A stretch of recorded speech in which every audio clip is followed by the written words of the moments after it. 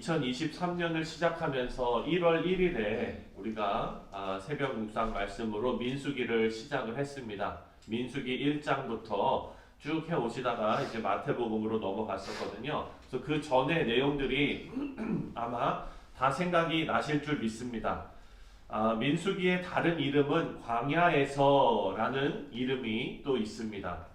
광야는요, 히브리어로 미드발이라는 단어를 사용합니다. 그런데 이 단어가 참 재밌는 게 광야라는 단어, 미드발이라는 단어는 그 원어, 그 단어가 파생되어져 나온 그 본래 단어가 뭐냐면 바로 다발이라는 단어예요. 다발은 무슨 얘기냐면 말하다입니다. 말하다.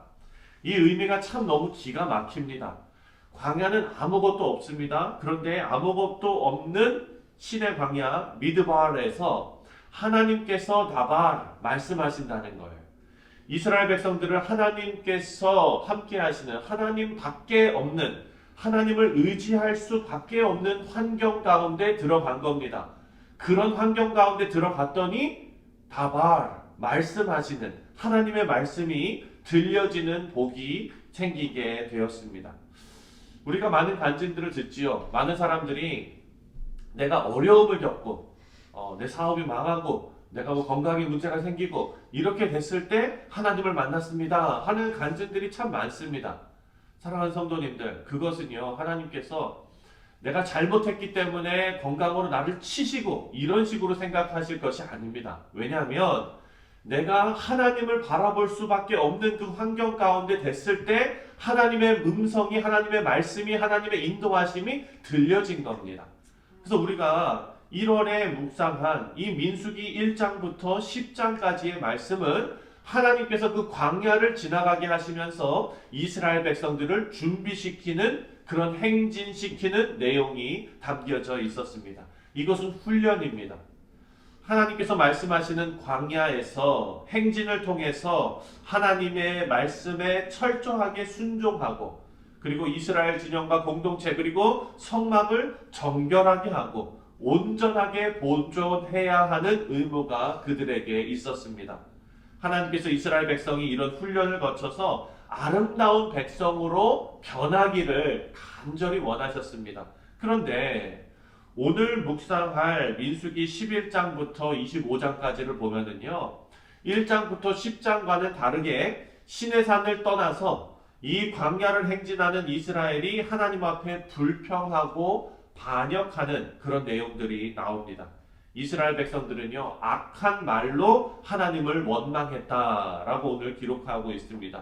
1절부터 3절을 함께 보시면 1절부터 3절을 다시 한번 읽겠습니다. 시작.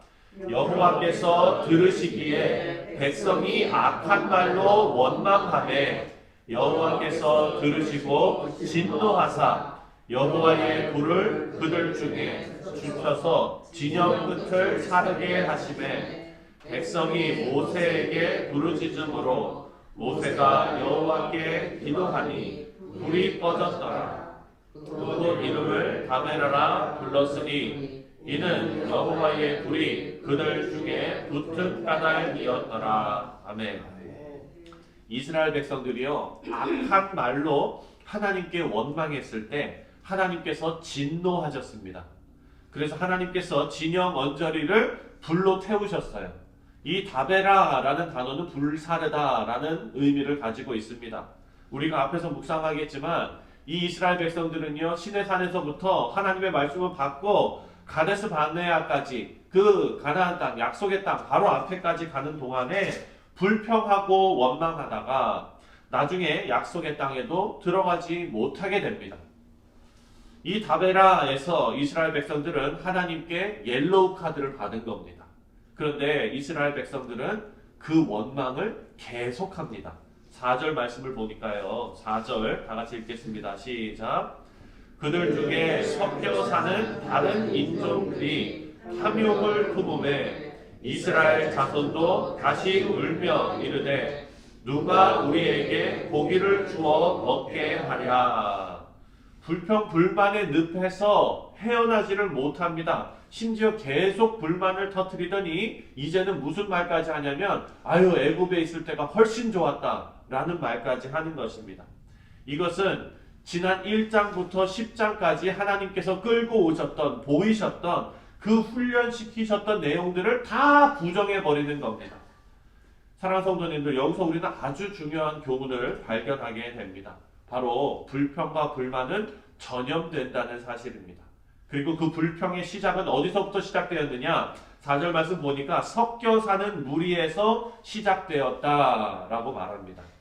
여러분, 이 말씀은 인종차별하라는 얘기가 아닙니다.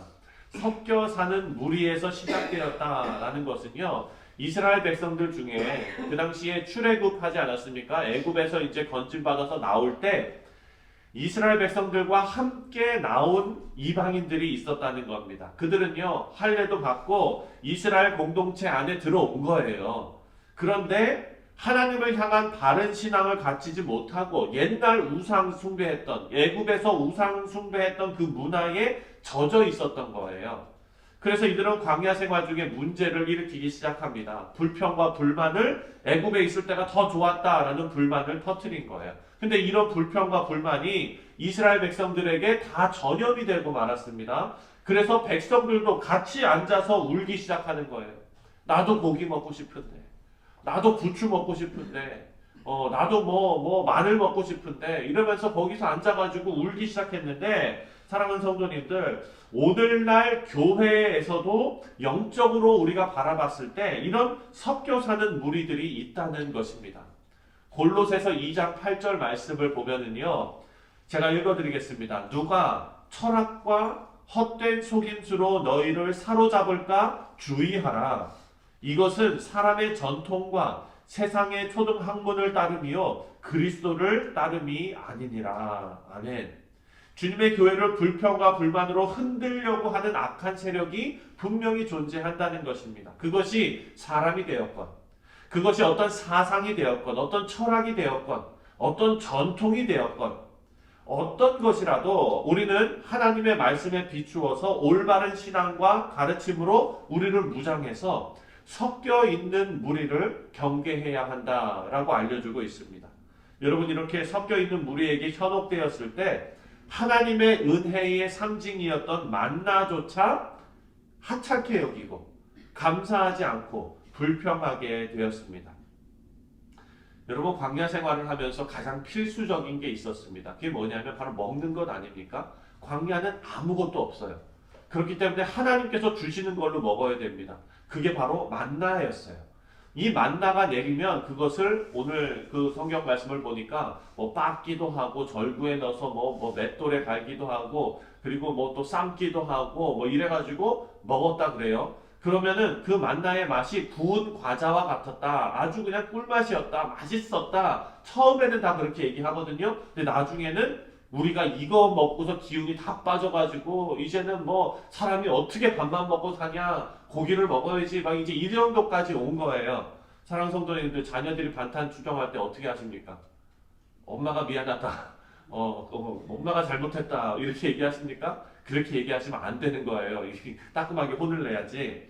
이스라엘 백성들이요, 광야에서 만나가 없었으면 죽을 수밖에 없었거든요. 그런데 아무것도 없는 죽음의 땅 광야에서 생존에 필수적으로 필요했던 만나를 이제는 아주 하찮게 여기는 사람들이 된 것입니다. 근데 여러분, 영적으로 보면은요, 이 만나는 생명의 떡이 되시는 예수 그리스도를 예표하는 상징 아닙니까? 만나가 이스라엘을 사랑하시는 하나님께서 값없이 주신 하나님의 선물이었던 것처럼 우리가 어제 성만찬식을 통해서 예수 그리스도의 피와 예수 그리스도의 살을 우리가 나눠 먹은 것처럼 예수님을요, 인류를 위한 하나님의 은혜의 선물로 우리에게 주셨습니다.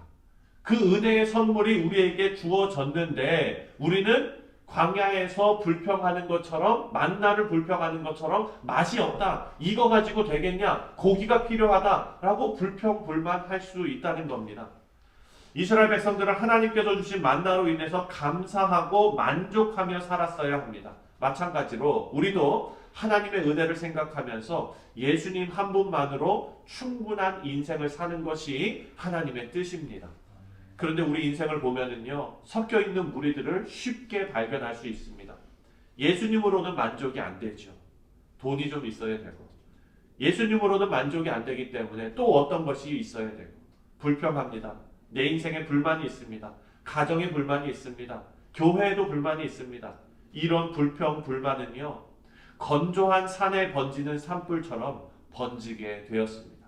오늘 말씀을 보면 하나님의 말씀을 백성들에게 신실하게 전했던 중재자였던 모세조차도 이런 불평과 불만의 태도가 변한다는 것을 볼 수가 있습니다. 11절 말씀을 함께 읽겠습니다. 11절 시작. 모세가 여호와께 여짜오되 어찌하여 주께서 종을 괴롭게 하시나이까? 어찌하여 내게 주의 목전에서 은혜를 입게 아니하시고 이 모든 백성을 내게 맡기사 내가 그 짐을 지게 하시나이까? 만나로 인한 불평은 아니지만 모세는요 지금 하나님 앞에 불평하고 있어요. 모세는 하나님 앞에서 어떤 사람이었습니까? 하나님의 말씀을 거룩하게 받으면서 순종하는 사람이었는데 이제 뭐라 그래요? 백성들의 불평에 지친 거예요, 모세가. 그러니까 자기도 하나님 앞에 불평하고 있습니다. 15절을 읽겠습니다. 15절 시작. 주께서 내게 이같이 행하실진대 구하옵나니 내게 은혜를 베푸사 즉시 나를 죽여 내가 고난당함을 내가 보지 않게 하옵소서. 사랑하는 성도님들, 자녀가 부모에게 와서 엄마 고기 안 줄 거면은 나 죽여 그냥 이렇게 얘기하면 이거 어떻게 해야 됩니까? 지금 불평과 불만이 산불처럼 번지기 시작하더니 하나님 앞에 신실했던 모세조차 자기가 짊어지고 있는 짐이 너무 버거우니까 차라리 나를 죽여달라고, 내가 이 꼴 저 꼴 다 안 보게 해달라고 하나님께 원망하고 있습니다. 근데 여러분, 모세는 지금 태도에 문제가 있는 거예요. 그런데 단단히 착각하고 있습니다. 무슨 착각이냐? 지금은요, 자기가 이스라엘 백성들을 이끌고 가고 있다고 생각해요. 자기가 지금 이 사람들을 다 짊어지고 가고 있다고 생각합니다. 사랑하는 성도님들, 여러분도 잘 아시지만 이스라엘을 이끌고 계신 분은 누구십니까? 하나님이세요. 만나를 주시는 분이 누구십니까? 하나님이세요. 하지만 불평과 불만은요, 온 이스라엘을, 그리고 심지어 모세조차 마음을 강팍하게 만들고 자신이 생각할 바 이상을 생각하게 하고 하나님께 원망하는 죄를 범하게 하는 것을 우리가 봅니다. 불평과 불만은 선하신 하나님을 믿지 못하는 불신에서부터 시작된다는 것을 오늘 말씀을 통해 우리가 배울 수 있습니다. 참된 만나가 되신 예수님을 우리 인생의 주인으로 모시고 예수님 한 분으로 우리 인생이 충분하다는 것이 믿어지는 은혜가 있으시기를 주님의 이름으로 축원드립니다. 그리고 불신이 아니라 믿음으로, 불평이 아니라 순종으로 나아가시는 오늘 하루가 되시기를 주님의 이름으로 축원드립니다. 기도하겠습니다.